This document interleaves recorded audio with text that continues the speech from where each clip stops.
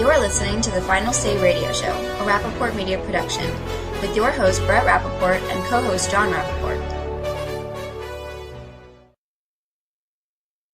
I want to introduce Phil Kerpen, who is the president of American Commitment, a frequent visitor on the program. And Phil, first of all, it's great to have you, and it's especially great today because we're talking about our home state here.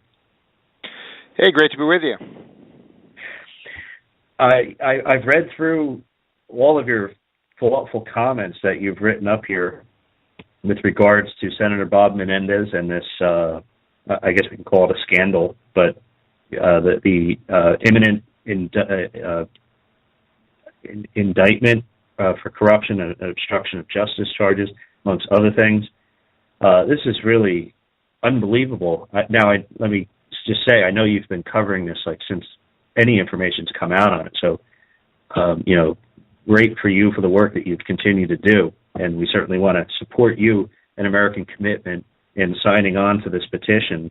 And frankly, this guy's got to go, and fast.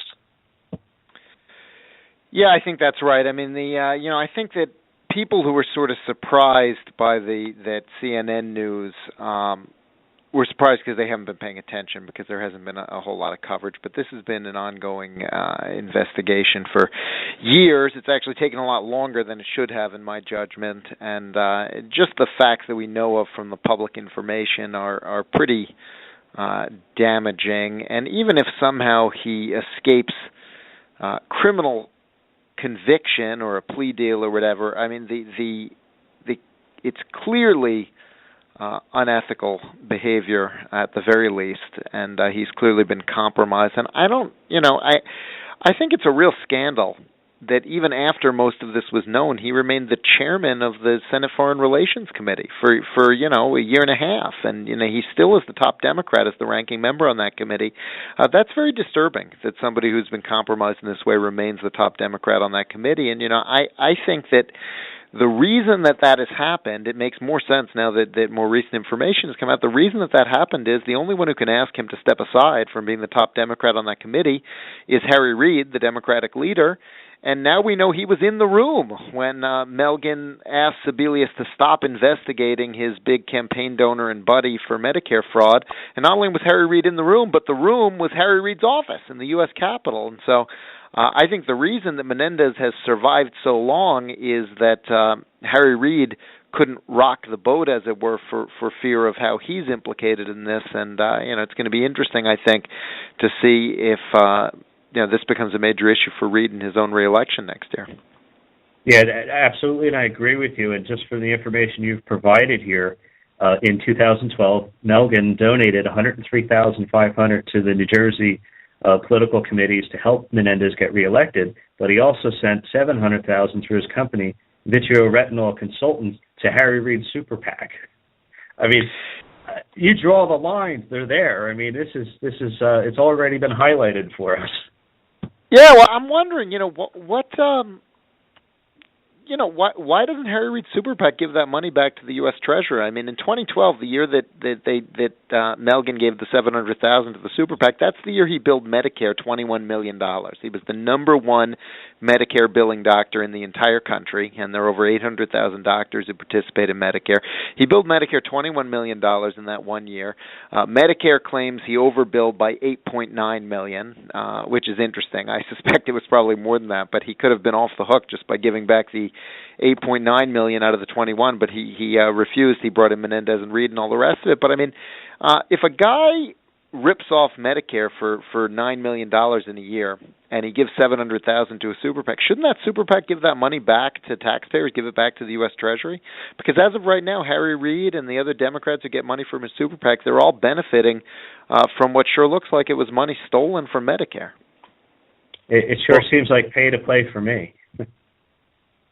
Well, and of course, that's how he thought he could get away with it. He said, I can bill Medicare $21 million in a single year and be, brazen about it because I've got my guys Menendez and Reid to go to bat for me. And he kind of somehow thought he could get away with this, but of course the FBI has raided his facility. He's not going to get away with it. And you can't. Sometimes these crooks get too greedy, and I think that's what happened here. Well, that's usually the end of most crooks, right? You know, Bernie Madoff maybe being an extreme example. But, Phil, you bring up a very good example of, let's say I stole $10 million of sports memorabilia, and then I gave $2 million of that to you as a quote-unquote, birthday gift, and you had it in your basement. They would come and take that. You would have no rights to that because it is stolen property. And I think you bring up a very good point. I don't see how this is any different. Yeah, and I think that we ought to start asking. We ought to start asking all the Senate Democratic candidates who get money from Harry Reid's super PAC. Do you think that he should return this money to taxpayers because you've been benefiting from it? And so it's. $700,000, unfortunately, is a drop in the bucket for Harry Reid's super PAC. I mean, they were the biggest outside spender in this past election cycle. I don't know what their total ended up being, but it was, probably at least $50 million, maybe $100 million, maybe more. I haven't looked recently.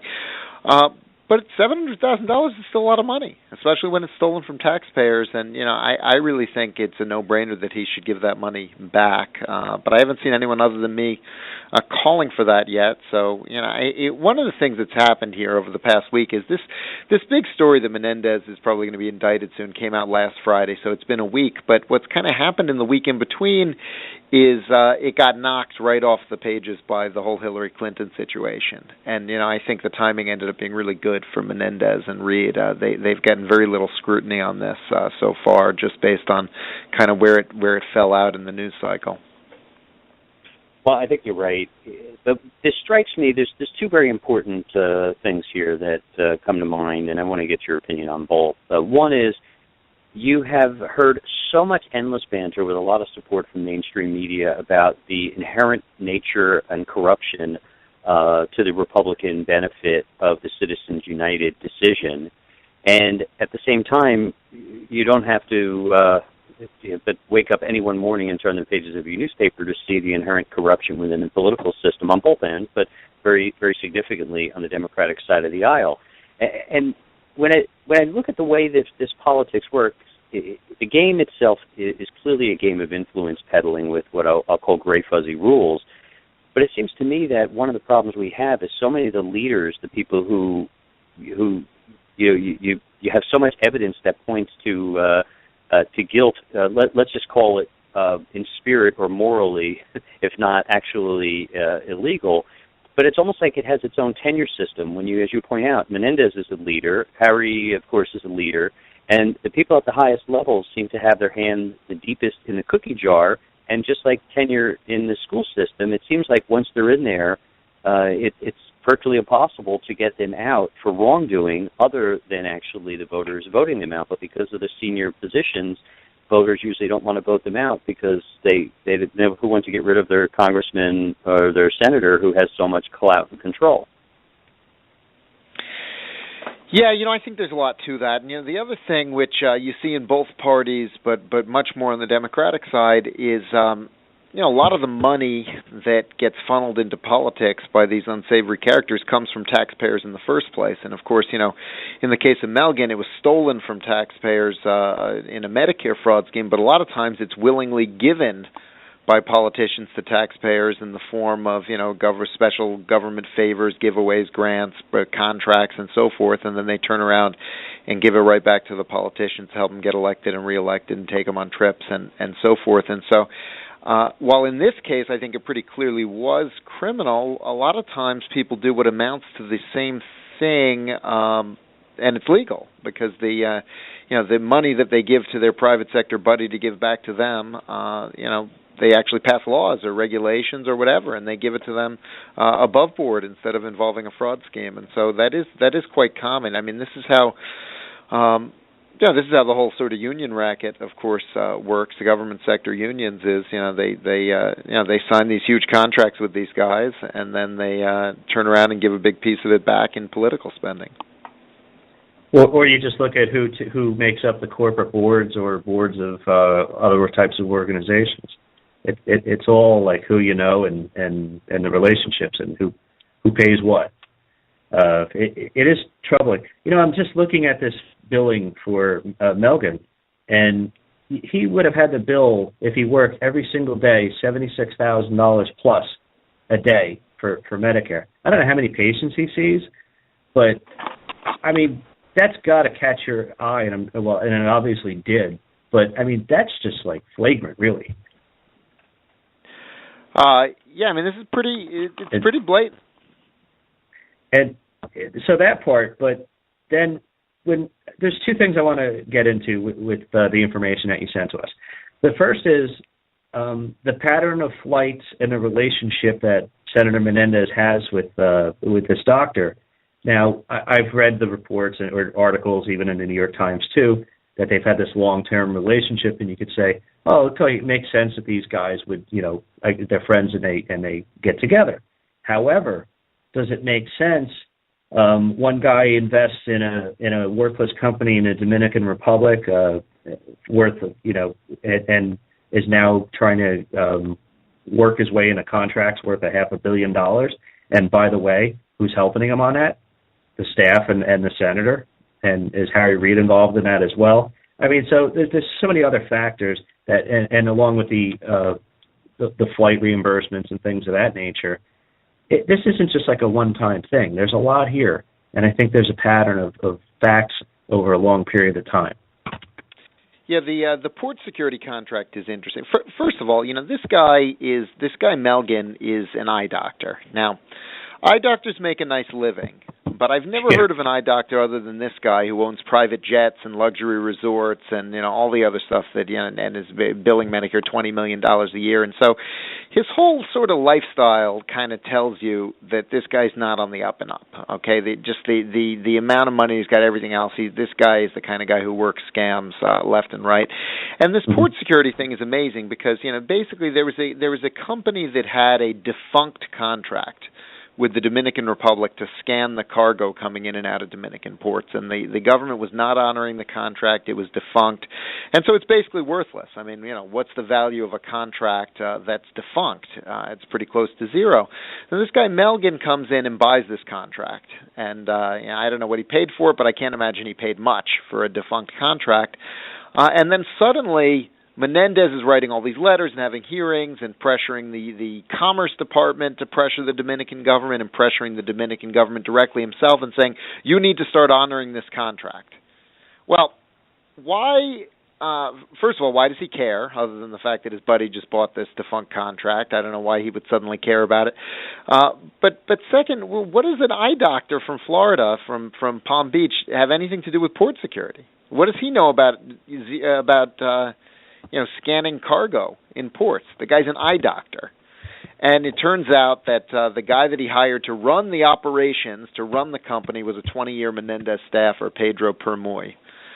And so, it all connects. It's all very dirty. If Menendez had succeeded in getting the Dominicans to honor this contract, it would have been worth an estimated $500 million. And all of this stuff, this is all stuff that was reported in the New York Times 2 years ago. I mean, this is like not from some conspiracy website or something like that. This is all very well known, very well established.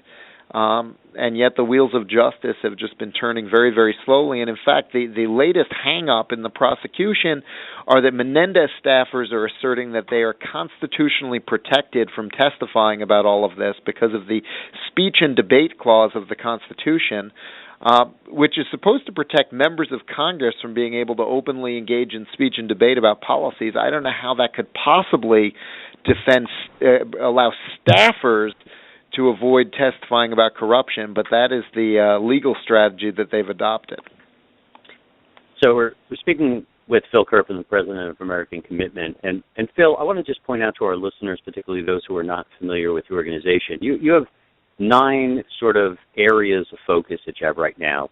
Just very quickly, defending free speech, ending regulatory tyranny, fixing the tax code, protecting the free market, particularly the Internet, protecting property rights, promoting economic growth, healthcare reform, restoring fiscal sanity, and unlocking American energy, all of which I agree with. Based on this conversation in the last few times you've joined the show, I think there's a 10th one that if you want to have your own sort of 10 commandments in there, and that is efficacy and ethics.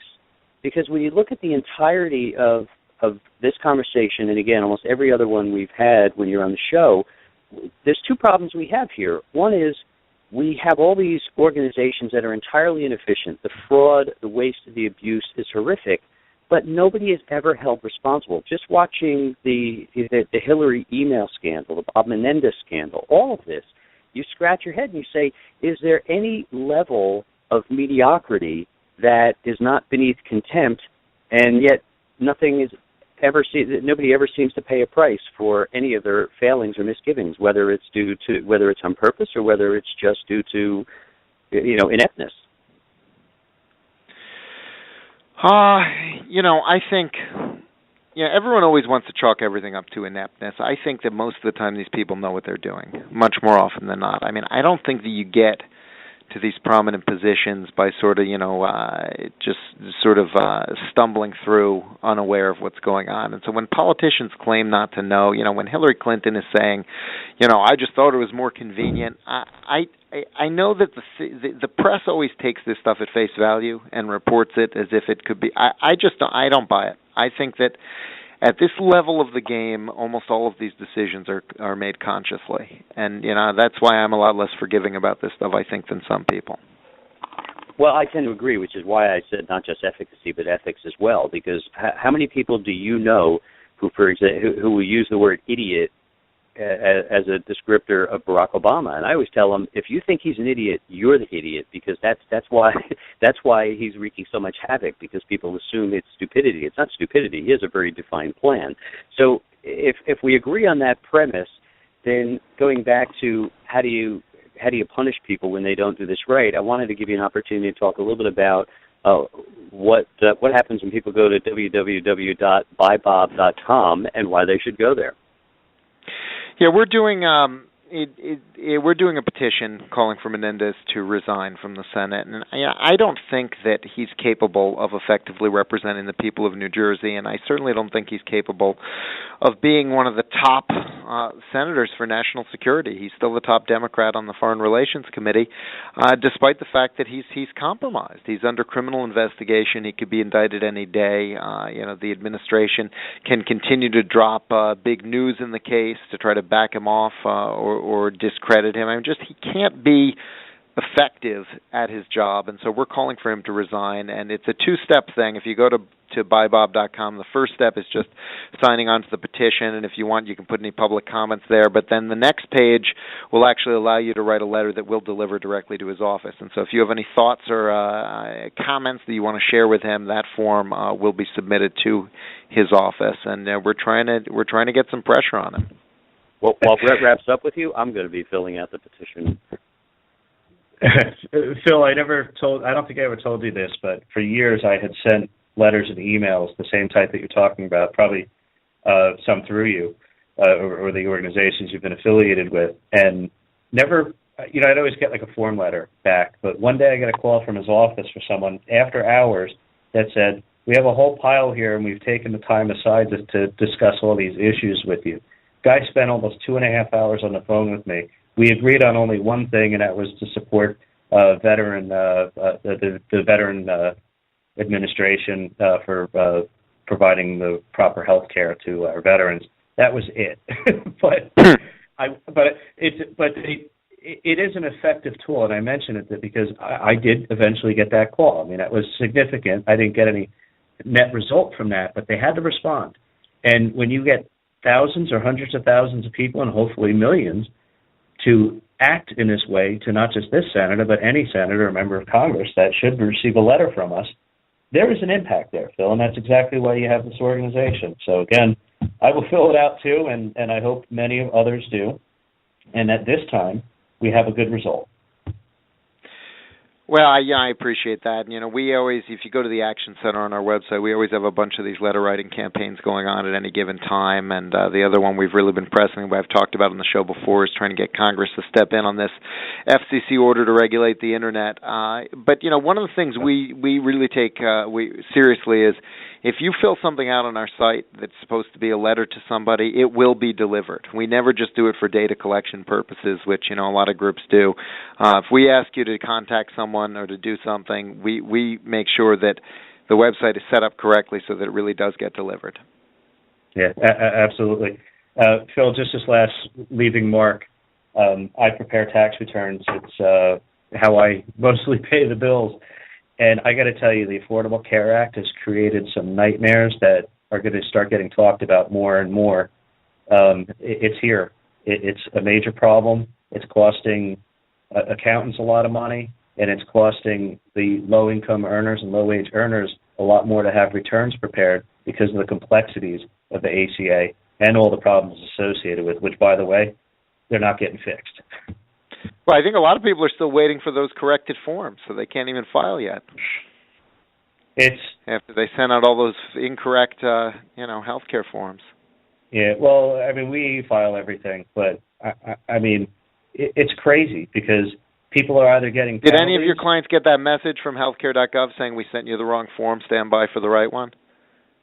Oh, that I'm not sure about because I actually physically, for a few of my clients who had no idea what I was talking about, had to go to healthcare.gov and find out information for them to prepare their returns, and I couldn't bill it because how do you tell somebody, hey, your $200 returns $1,000 because of the Affordable Care Act? Yeah, exactly. Well, but the thing is, a lot of people terrible. are getting these letters saying that the form that you got had mistakes. Wait, we're going to send you a corrected one, and I think a lot of people are still waiting for the corrected one, so they can't do their returns yet. Oh, yeah, actually, I didn't hear that yet.